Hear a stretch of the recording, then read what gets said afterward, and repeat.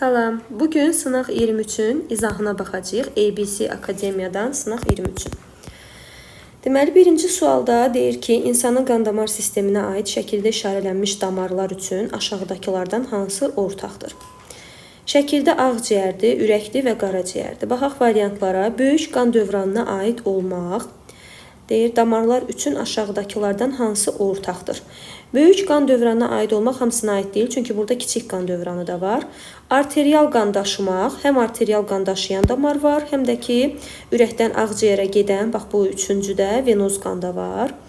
Ürəyə doğru açılan tək istiqamətli qapaqlara malik olmaq, bu vena damarlarındadır. Ona görə biz bunu arteriyaya aid eləyə bilmərik, çünki ürəkdən qaraciyərə gedən arteriya damarıdır. D variantında deyir ki, epiteli, saya və birləşdirici toxumadan ibarət olmaq, bu bütün damarlara aiddir. Yəni, həm vena damarına, həm də ki, arteriya damarına, kapilyara yox, vena və arteriya aiddir. Ürəyin mədəcikləri ilə əlaqəli olmaq, yox, elə bax, buradan ağciyərdən gələn qan ürəyin qulaqçığına tökülür. Ona görə burada cavabımız olacaq D variantı. İkinci suala baxırıq. İkinci sualda qanın sentrifuqa edilməsi nəticəsində əmələ gələn X və Y hissələri haqqında aşağıdakı uyğunlaşdırmalardan hansı yanlışdır? Baxaq görək. Deməli, burada sentrifuqa olunub, Y hissəsi var, bir də X hissəsi var. Y hissəsində həmişə deyirdik ki, qan hüceyrələri toplanır, X hissəsində də plazma toplanır. A variantına deyir ki, Y eritrositdir, ola bilər, bəli, Y hissədə. Sonra deyir ki, C variantında qan lövhəciyidir, bəli, ola bilər. Daha sonra X su, plazma olduğuna görə bəli, su da ola bilər tərkibində, glukoza da ola bilər. Amma ATF ola bilməz, çünki ATF deyirdik hüceyrənin daxilində hər bir hüceyrənin özünə məxsusdur. Üçüncüyə baxaq. Aşağıda sağlam bir insanın qaraciyər kapilyarlarında iki fərqli molekulların keçmə istiqaməti verilmişdir. Burada bizə verilib ki, qan plazmasından toxuma mayesinə, oradan da qaraciyər hüceyrəsinə keçir. Daha sonra qaraciyər hüceyrəsindən toxuma mayesinə və qan plazmasına Y ötürülür. Bu molekullar aşağıdakı bəndlərin hansında ola bilməz? X glukoza ola bilər. Baxaq. X deməli, qan plazmasından toxuma mayesinə, oradan qaraciyər hüceyrəsinə bəli, qidalı maddələr ötürülə bilir. Y da karbon qazıdır. Qaraciyər hüceyrəsindən qana karbon qazı ötürülə bilir. A getdi. Sonra B variantında deyir amonyak və sidik cövhəri. Qan plazmasından amonyak qaraciyər hüceyrəsinə, bəli, oradan da sidik cövhəri deyir amonyakın karbamidə çevrilməsi, yəni sidik cövhərinə çevrilməsi qaraciyər hüceyrəsində gedir. B variantında getdi.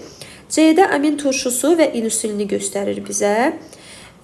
Burada deməli, insulin olmaz. Niyə görə insulin olmaz? Çünki insulin deyirdik ki, harda əmələ gəlir? Yəni, mədə-altı vəzinin elə bil ki, hormonudur insulin. Ona görə biz onu qaraciyər hüceyrəsinə aid eləyə bilmərik. Elə burada cavabımız C variantı olacaq. Oksigen glukoza, bəli, oksigen glukoza da ola bilər. Vitamin və fibrinogen də ola bilər. Elə düzgün cavabımız 3-də C variantıdır. Dördüncü sualda sağlam bir insanın ağciyər kapilyarlarından keçən qandakı hemoqlobinin miqdarının dəyişməsi hansı qrafikdə doğru göstərilib? Hemoqlobinin miqdarının dəyişməsi. Hemoqlobinin miqdarı ağciyər kapilyarlarında onsuz da dəyişmir. Orada dəyişə bilər oksihemoqlobinin miqdarı və yaxud karbohemoqlobinin miqdarı dəyişə bilər. Amma ümumilikdə hemoqlobinin sayı dəyişməyəcək. Ona görə cavabımız E variantı sabit olacaq. Beşinci sualda nə deyir? Deyir ki, sağlam bir insanın döş boşluğu həcmində meydana gələn dəyişmə verilmişdir. Buna görə T0, T2 zaman aralığında həyata keçən dəyişmələrlə əlaqəli verilən ifadələrdən hansı doğrudur? T0, T1 zaman aralığında insan nəfəs verməkdədir. Döş boşluğunun həcmi burada azalıbsa, bəli, insan nəfəs verməkdədir.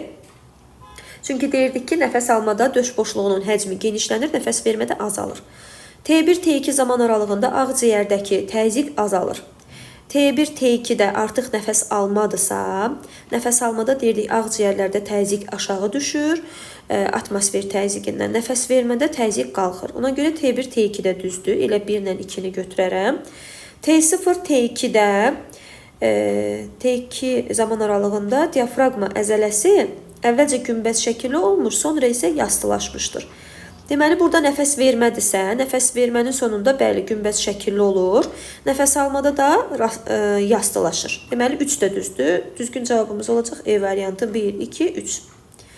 Baxaq 6-cı suala. 6-cı sualda aşağıdakı şəkildə alveol kapillyarlarında qanın axın istiqaməti göstərilmişdir. Deməli, qanın axma istiqaməti burada 1-dən 2-yə doğrudur. Yəni, karbon qazı verilib, oksigen artıq kapillyara keçib. 1 istiqamətindən 2 istiqamətinə hərəkət edən qanda meydana çıxacaq dəyişmələrdən hansı doğrudur? Azot miqdarı artar, azot miqdarı artmaz. Çünki azot miqdarı nəfəs alma, nəfəs vermə, yəni havasında elə 78%-dir. Oksihemoqlobinin miqdarı azalar. Azalar yox, artar. Çünki oksigenlə zənginləşib artıq qan. Karbon iyonlarının miqdarı azalar. Bəli, karbon iyonlarının miqdarı azalar. Sidik cövhərinin miqdarı artmaz. Yox, qida maddələri artmaz. Çünki burada ancaq biz maddələr mübadiləsi kimi qazları götürürdük ağciyər kapillər. Ona görə elə düzgün cavabımız C variantıdır. Sonra 7-ciyə baxaq. 7-cidə deyir ki, insan sakit halda tənəffüs hərəkətləri edir. Növbəti tənəffüs aktı zamanı isə insan dərindən nəfəs alaraq dərindən nəfəs verir. Bu aktlar zamanı qəbul edilən və xaric edilən havanın orta həcmlərinin cəmi neçə milli edər? Tənəffüs aktı zamanı insan dərindən nəfəs alaraq dərindən nəfəs verir. Biz deyirdik ki, insan normal halda 500 milli hava qəbul eləyir. Əgər dərindən nəfəs alarsa, aldığı tənəffüs havasından əlavə 1500 hava qəbul eləyir. Deməli, 500 havadan, 500 millidən əlavə 1500 də qəbul eləyir. Dərindən nəfəs alanda. Deməli, 2000 hava qəbul eləyəcək, 2000 milli. Və dərindən nəfəs verir. Dərindən nəfəs vermə zamanı nəfəs aldığından da əlavə 1500 xaric eləyir. Nəfəs almışdı nə qədər? 2000. Bir də 1500 xaric eləyəcək dərindən nəfəs vermə zamanı. Bu da 3500 eləyər. Bizə deyir ki, nəfəs alma zamanı, yəni bu aktlar zamanı qəbul edilən və xaric edilən havanın orta həcmlərinin cəmi neçə milli eləyər? Nəfəs alma zamanı 2000 idisə, 2000, nəfəs vermə zamanı 3500, cavabımız olacaq 5500. E variantı. 8-cidə insan skeletinin verilən hissəsində olan sümüklər neçə oynağın əmələ gəlməsində iştirak edir? Biz deyirdik ki, kəllədə 2 dənə oynaq var, alt çənə və gicgah oynağı. Bir də arxadan ənsə sümüyü birinci boyun fəqərəsi ilə oynaq əmələ gətirirdi. Yəni, kəllədə 3 oynaq olurdu. Bunu sümükləri izah eləyərkən əvvəlki videoda da açıq şəkildə izah eləmişəm. Deməli, burada neçə oynağın əmələ gəlməsində iştirak eləyir deyəndə elə 3 oynağın. 9-cuya baxaq. Sakit halda insanın tənəffüsü zamanı alveollardan qana keçən oksigen qazının miqdarı xaric olunan karbon qazının miqdarından 120 milli çoxdur. Bu zaman ərzində sakit halda ağciyərə keçən ümumi havanın miqdarı neçə milli olmuşdur? Bir tənəffüs hərəkəti zamanı insan nə qədər oksigen qəbul eləyirdi? 25 milli qana keçirdi, yəni nəyi soruşur? Alveollardan qana keçən. 25 milli qana keçirdi, 20 milli də karbon qazı xaricə gedirdi. Deməli, bunların arasında 5 milli fərq var. Deməli, bir tənəffüs hərəkətində 5 milli fərq varsa, onda 120 millidə nə qədər olar? X. X buradan bərabərdir. 120 ilə 5 ixtisar gedər. Qalar 24. 24 tənəffüs hərəkəti. 24 tənəffüs hərəkətində görək nə qədər ağciyərlərə hava daxil olub. Bir tənəffüs hərəkətində 500 daxil olursa 500 milli hava. 24 tənəffüs hərəkətində də 24-ü 500 milliyə vuraram. Cavabımız burada eləyəcək. 5 dəfə 4-ün 20, 120, yanında da 2 dənə 0. Cavabımız olacaq A variantı. Sonra 10-da cədvələ əsasən B çıxılsın A ifadəsinin maksimum qiymətini tapın. Bizdən maksimum qiymət istəyir. Baxaq görək nə deyir. Lordozun əmələ gəlməsində iştirak edən fəqərələrin sayı. Lordozun əmələ gəlməsində boyun və bel iştirak edirdi. Boyun 7, bel də 5, eləyəcək 12. Deməli A oldu 12. Gövdənin tək sümüklərinin sayı. Gövdənin tək sümüklərinin sayı maksimum qiymət soruşduğuna görə 34 onurğanın fəqərəsini götürərəm. Bir də bir ədəd döş sümüyü də təkdir. Eləyəcək burada da 35. 35-dən 12-ni çıxanda qalacaq 23 B variantı. 11-ci suala baxaq. 11-ci sualda deyilir ki, şəklə əsasən X və Y hormonları ilə əlaqəli verilən fikirlərdən hansı doğrudur? Deməli, burada biri qandan kalsiumu alır, sümüyə verir. Bu qandan kalsiumu alıb sümüyə verən hansı olar? Qalxana bənzər vəzi olar, düzdürmü? Qalxana bənzər vəzinin kalsitonin olar. Kalsitonin. Sümükdən qana alıb verəndə, bu da qalxana bənzər ətraf olar. Parata hormonu olar. Deyir, X kalsitonin hormonudur. Düzdür, X hormonu kalsitonindir. Bir düzdür. Sonra Y hormonu qalxana bənzər ətraf vəzi tərəfindən sintez olunur. Bu da düzdür. X hormonu sintez edən vəzi qarın boşluğunda yerləşir. Xeyr, qarın boşluğunda yerləşmir. Boyun nahiyəsində yerləşir. X hormonu tioksindir. Xeyr, tioksin hormonu da deyil, kalsitonindir. Cavabımız olacaq 1, 2, C variantı. Sonra 12-ciyə baxaq. 12-cidə deyir ki, şəkildə 2 rəqəmi ilə göstərilən damarda, 2 rəqəmi ilə göstərilibdir vena damarı. Damarda olan bir eritrosit 1 nömrəli damara gələnə qədər aşağıdakı orqanların hansından mütləq keçər? Deməli, 2-dən gedəcək ürəyə, arteriya vasitəsilə ürəyə gedəcək, ürəkdən ağciyərə gedəcək, ağciyərdən yenidən ürəyə qayıdıb, ürəkdən də gələr böyrəyə. Nə deyir? Hansından mütləq keçər? Ürəklə ağciyərdən mütləq keçər. Ona görə 1 və 2 cavabımız düzdür. C variantı. 13-cü suala baxırıq. 13-cü sualda deyir ki, aşağıdakılardan hansı limfa mayesinin içərisində olmaz? Limfa mayesinin içərisində deməli mineral duzlar olar. Yağ turşusu və gliserin də olar. Leykositlər olurdu, amma eritrositlər olmurdu. Yəni hemoglobin olmaz. 14-cü sualda bir insanın tənəffüs prosesləri ilə əlaqəli olaraq çəkilmiş qrafiklərdən hansı doğrudur? Deməli, burada qarın daxili təzyiq nəfəs alma zamanı, deməli, təzyiq qalxır. Bəli, nəfəs alma zamanı təzyiq qalxacaq, qarın orqanlarına təzyiq yüksələcək. Nəfəs vermə zamanı isə təzyiq qarında azalar, yəni qarın boşluğunda azalar. Bu düzdür. Döş daxili həcm. Nəfəs alma zamanı həcm bəli artır, nəfəs vermə zamanı azalır. Təzyiq isə əksinə. Atmosfer təzyiqindən nəfəs alma zamanı aşağı düşür, sonra isə qalxır. Yəni hər üçü burada düzdür. 1, 2 və 3-cü. Sonra keçək 15-ciyə. 15-cidə deyir ki, aşağıdakı şəkildə sağlam bir insanın damarındakı qanın axın sürətinin dəyişməsi bir əyrisi ilə göstərilmişdir. Buna görə qanın axın sürətinin ikinci əyridəki kimi olmasına hadisələrdən hansı səbəb ola bilməz? Burada nə olub? Burada qanın axma sürəti artıbdır. Sonra yavaş-yavaş azalmağa doğru gəlib. Deyir, hansı səbəb ola bilməz qanın axma sürətinin artması, yəni artmasına sürətin? Ürək döyüntülərinin sayının artması. Bu səbəb olar. Yəni bu deyil cavabımız. Atmosferdəki oksigenin miqdarının artması, atmosferdəki oksigenin miqdarının artması, yəni qanın axın sürətini artırmaz. Qandakı adrenalin miqdarı, bu da artırar. Ona görə cavabımız olacaq 2. Yalnız 2. B variantı. 16-da qan dövranının bir hissəsi şəkildə göstərilibdir. Hərflərdə göstərilən qan damarlarındakı təzyiq dəyişilməsi hansı qrafikdə doğru göstərilmişdir? Burada C ilə vena göstərilib, kapilyar və arteriya. Biz bilirdik ki, ən aşağı təzyiq venalardadır. Yəni, ən aşağı təzyiq vena damarında olacaq, ən yüksək təzyiq də arteriyada. Elə ardıcılıq olaraq aşağı düşən qrafiki ilə biz götürərik burada C variantı. Çünki ən aşağı təzyiq artıq venalardadır. Ona görə cavabımız olacaq C variantı. 17-ci suala baxaq. 17-ci sualda deyir ki, deməli, limfa dövranı aşağıdakı funksiyaların hansını yerinə yetirər? Toxumalara oksigen daşımaq, yox, bunu qan yerinə yetirir. Çünki oksigen yoxdur, yəni oksigen daşıyan eritrosit yoxdur limfada. Qan toxuması miqdarının artmasını təmin etmək. Qan toxuması miqdarının artmasını təmin etmək. Limfositlər ola bilər, bəli, ikinci düz ola bilər. Bağırsaqdan sorulan bəzi maddələri qan dövranına qoşmaq.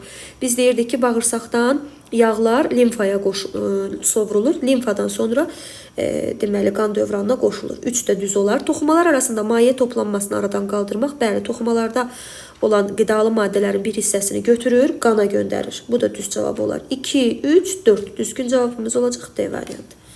18-ci sualda aşağıdakı şəkildə 6 ədəd neyronun bir-biri ilə əlaqələri göstərilmişdir.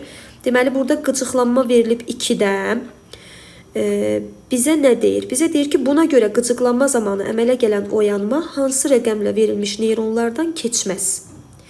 Deyir, dairə dendritdir, uzun hissədə aksondur. Biz bilirdik ki, ötürülmə necə olur? Dendrit, cisim və aksona doğru ötürülür. İndi baxaq, qıcıqlanma buradan 2-nin dendritinə, sonra isə aksonuna. Akson da bilirik ki, 1-in aksonuna ötürməz, 3-ün dendritinə ötürər. Ona görə 1-dən keçməz. 3-dən deməli uzun çıxıntılar 4-ə və 5-ə ötürülə bilər. 5-ə ötürülə bilər. 5-dən deməli 5-dən də 5 və 4 ötürülə bilər. 6-ya ötürülməz, yəni 6-dan keçməz. Ona görə elə cavabımız olacaq 1 və 6. Cavab olacaq C variantı. Sonra 19-cu suala baxaq. 19-cu sualda şəkildə insan ürəyinə aid 3 fərqli qapaqlar göstərilibdir. Burada 2 ilə 3-də taylı qapaqlardır. Birində 2 taylı, birində 3 taylı qapaqdır. Birdə də deməli aypara qapaqlardır, hansı ki mədəciklərlə damarlar arasında yerləşir. Bu qapaqlarla əlaqəli hansı fikirlər yanlışdır? 1 nömrəli qapaqlar aypara qapaqlarıdır. Bu düz fikirdir, yanlış deyil. Bu getdi. 2 nömrəli qapaqlar arterial qanın mədəciyə keçməsini təmin eləyir. 2 nömrəli qapaq arterial qanın mədəciyə keçməsini təmin eləyir. Xeyr, bu fikir də səhvdir. Çünki bu sağ tərəfdir. Sağ tərəfdə deməli sağ tərəfdə venoz olacaq. Ona görə arterial deyil. Bu, yəni səhv fikirdir. 2 səhv fikirdir. 2-ni götürə bilərik. 3 nömrəli qapaqlar sol qulaqçıqla sol mədəcik arasında olan taylı qapaqlardır. Bu düz fikirdir. Bu da qaldı. Cavabımız olacaq A variantı, yalnız 2. 20-yə baxaq indi. Sadə refleks qövsünün 3-cü hissəsində yerləşir. Baxaq görək 3-cü hissədə nə yerləşir? Biz demişdik, sadə refleks qövsünün 3-cü hissəsində ara neyronlar yerləşmir. Ona görə sinir düyünləri deməli mərkəzdən kənarda yerləşir. Hissi neyronun aksonu. Hissi neyronun aksonunun deməli bir hissəsi mərkəzdə yerləşə bilər. Ona görə 2-ni götürə bilərik. Hər iki neyronun aksonunu da götürərik. Bəli, ara neyron olmur burada. Hər iki neyronun cismini də götürə bilərik 3-cü hissə üçün. Ona görə cavabımız olacaq 2, 3, 5. 2, 3, 5 C variantı. 21-ə baxaq. Qanda olan eritrosit, trombosit və leykositlər üçün aşağıdakı xüsusiyyətlərdə hansı ortaqdır? Ortaq olan xüsusiyyətləri damardan xaricə çıxa bilmək yalnız leykositlər üçündür. Bu getdi. Qırmızı sümüklüyündə əmələ gəlmək. Bu hamısı üçün xarakterikdir. Baxaq, qanın axın istiqamətinin əksinə hərəkət etmək. Bu hamısı üçün xarakterik olmaz. Ola bilər ki, leykositlər üçün xarakterik olar, digərləri üçün olmaz. İmmun prosesində iştirak etmək leykositlərdir. Hemoqlobin zülalını sintez etmək, bu da eritrositlərdir. Elə cavabımız olacaq B variantı. 22-də insanın kiçik qan dövranına aid olan aşağıda damarlarla əlaqəli verilənlərdən hansı mütləq doğrudur? İnsanın kiçik qan dövranına aid olan aşağıdakı damarlarla əlaqəli kiçik qan dövranı. Kiçik qan dövranıdırsa, deməli burada arterial və venoz qan söhbəti var. Qanın axın istiqaməti bu tərəfdəndir. Deməli, bu tərəfdən bu tərəfə gedəcək. Kapilyarlar 2 ilə göstərilibdir. Onda bu 1 nə olar? 1 olar venoz qan. 3 də olar arterial qan. Amma bu vena olar. Bu da arteriya damarı olar. Baxaq görək nə deyir. Deyir ki, qan təzyiqi birdə qan təzyiqi ən az olan damar 1-dir. Damar dediyinə görə biz bunu götürə bilmərik. Çünki burada içərisində venoz qan olsa da arteriya damarıdır. Ona görə 1 getdi. Bizdən doğrunu soruşur. Qanın axın sürəti ən az olan damar 2-dir, kapilyardır, bu düzdür. Qandakı oksigenin miqdarının ən çox olduğu damar 3-dür. Ən çox olduğu damar 3-dür. Deməli, qandakı oksigenin miqdarının ən çox olduğu damar 3-dür. Bəli, burada vena damarı olsa da arterial qandı içərisində. Qandakı oksigenin miqdarının ən çox olduğu damar 3-dür.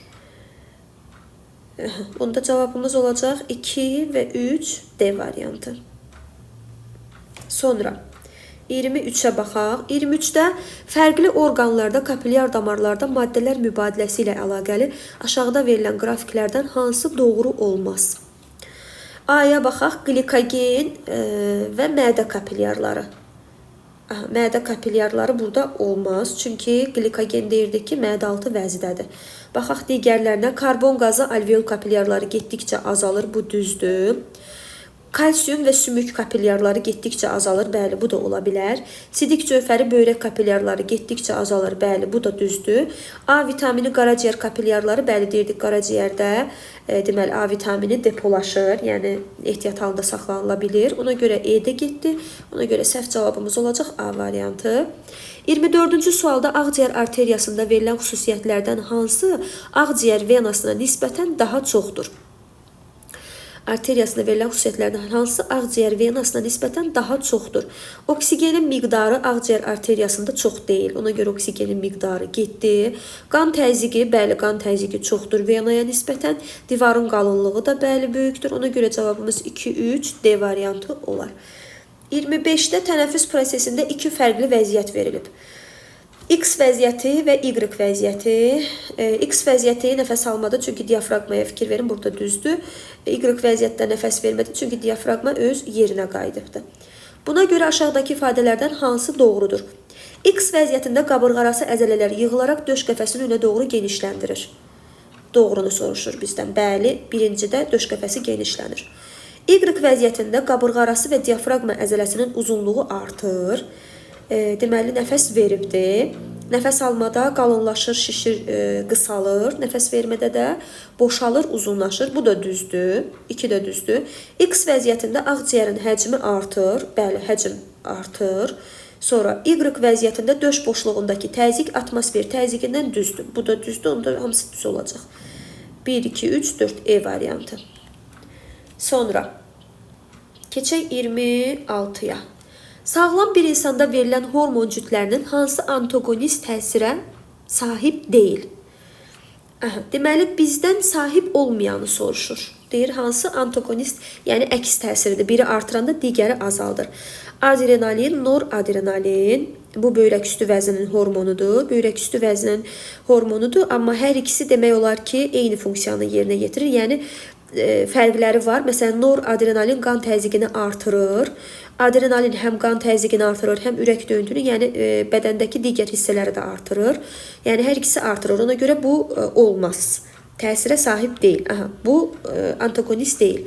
Sonra estrogen və progesteron.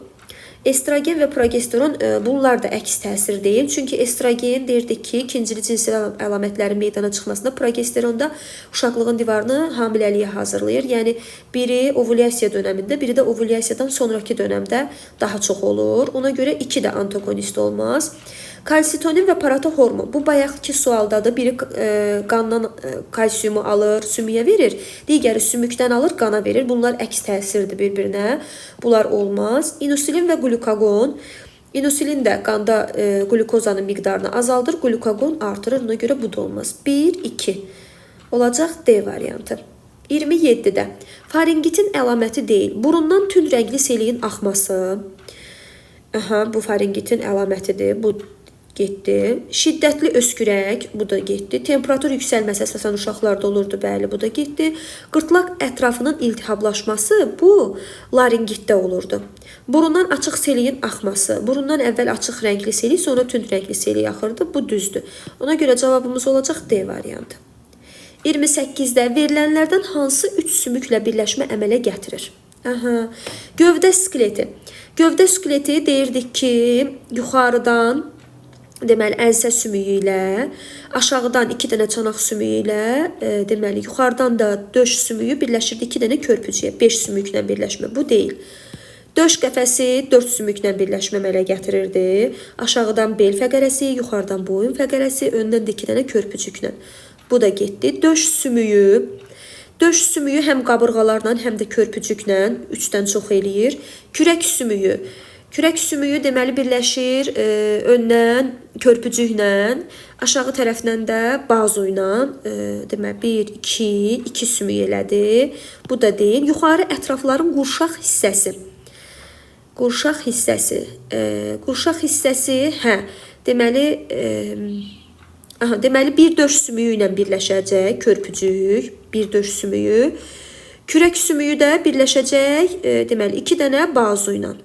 2 bazo sümüyü ilə. Ona görə ilə cavabımız olacaq E variantı. 29-cu sualda insan sakit halda 64 tənəffüs hərəkət edib. Bu müddət ərzində ürəkdən aortaya maksimum neçə dəfə qan qovular? Deməli, insan 64 tənəffüs hərəkət eləyibdir. Bir dəqiqədə 16 tənəffüs hərəkəti eləyirsə, 64 tənəffüs hərəkətini x dəqiqədə eləyər. X da bərabərdir. Buradan deməli ixtisar gedər. Burada olacaq cavabımız 4. Deməli 4 dəqiqə var. 0.8 saniyədə bir dəfə qan qovulursa aortaya, deməli 4 dəqiqədə də x qan qovular. Baxaq görək. Deməli neçə eləyəcək burada cavabımız? Bunu 4 vur 60 saniyə ilə yazaq. Deməli burada olacaq 0.8 4 vurulsun 60 saniyə. Buradan vergül atarıq, bura bir 0 əlavə eləyərik. Bu olacaq 5. 5 dəfə də 6-nın eləyəcək 300. Olacaq cavabımız C variantı. Şəkildə x-la verilən hissə haqqında hansı fikir yanlışdır? X-la verilən hissə beyinciyi göstərir. Görmənin mərkəzidir. Görmənin mərkəzi x yox. Bu hissə olardı. Ona görə ilə yanlış cavabımız A variantı olacaq.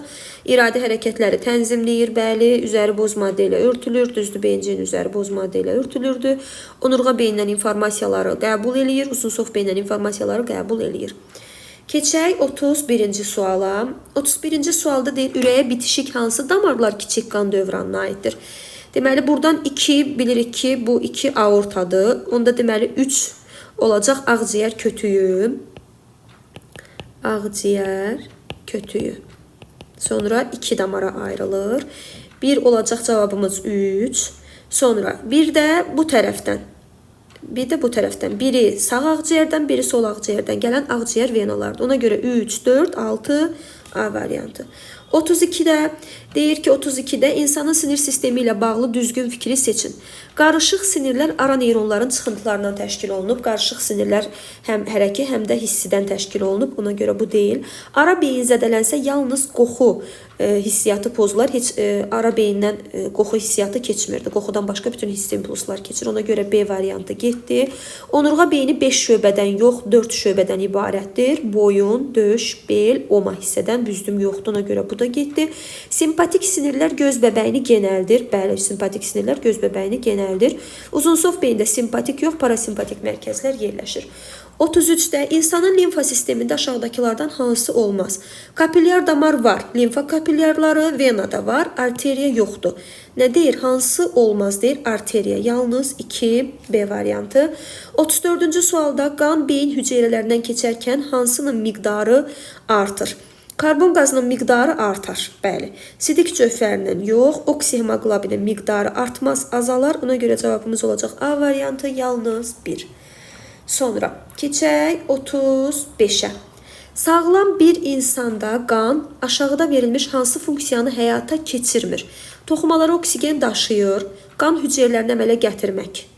Qan hüceyrələrini əmələ gətirmir, elə bu olar cavabımızda. Parçalama məhsullarını toxumadan çıxarır, istilik tənzimində iştirak eləyir, hormonları hədəf orqanlarına daşıyır. Cavab olacaq B variantı.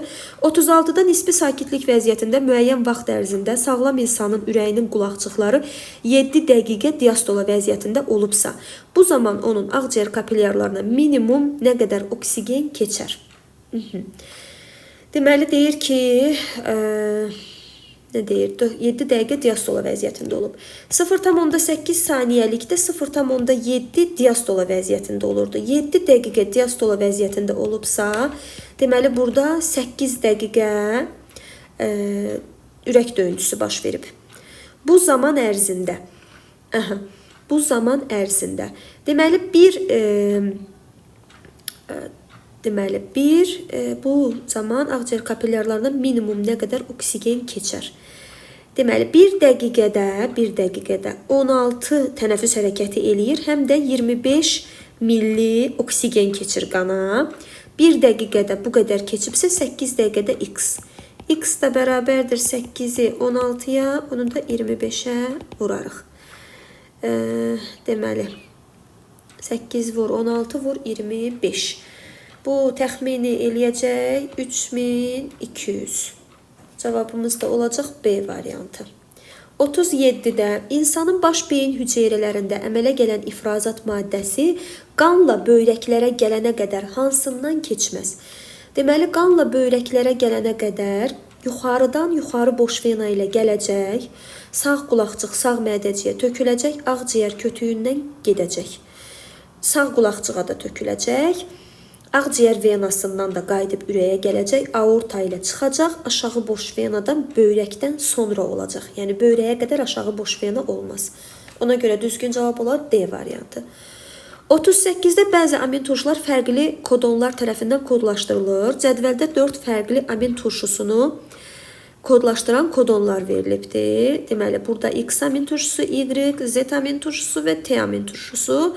Deyir, buna görə amin turşularının düzülüşü YZ olan bir zülalın kodlaşması üçün maksimum neçə növ amin turşusu iştirak edər?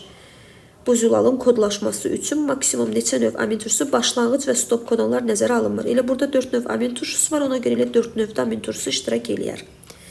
39-da qida zəncirinin sxemində atomların canlı təbiətdən cansız təbiətə axınını təmin edən orqanizmlər, yəni burada bizdən redusentləri soruşur.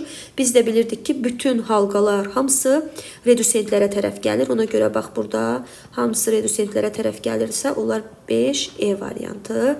Burada 1 olacaq prodüsent, çünki günəş enerjisidir. Sonraki olacaq deməli olacaq sonrakılar birinci dərəcəli konsumentlər, sonra ikinci dərəcəli və üçüncü dərəcəli, daha doğrusu redusentlər. Sonra baxırıq 40-cıya. 40-cıda deyir ki, qida piramidasındakı yeri şəkil 1-dəki kimi olan canlılara aid şəkil 2-dəki qrafikdə X-in yerinə nə yazıla bilməz? Şəkil 1-də K prodüsentdir, digərləri konsumentlərdir və burada X-i soruşur bizdən ki, X-in yerinə nə yazıla bilməz? Baxaq, burada prodüsentləri az göstərib, ən sonuncu olan konsumentləri burada çox göstərib sayını. Yəni, getdikcə buradan üzü yuxarı artanları soruşur bizdən. Deyir, nə yazıla bilməz, yəni nə artır burada. Burada nə artacaq? Bədən ölçüləri artacaq. Zərərli maddələrin toplanması da artacaq. Amma fərd sayı və çoxalma intensivliyi azalar. Niyə görə azalar? Çünki hər bir sonraki zəncirdə orqanizmlər əvvəlki zəncirdən böyük olur, miqdarı da az olur və adətən zəif artımlı olur.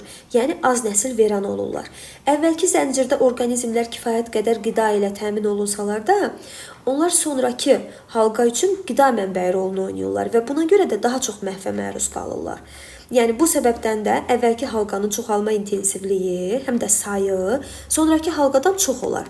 Ona görə burada biz fərd sayı ilə çoxalmanı götürərik. 1-3. Cavabımız olacaq C variantı. Əlavə nə sualınız olsa şərh bölməsində yazın, mən də cavablayaram. Sağ olun.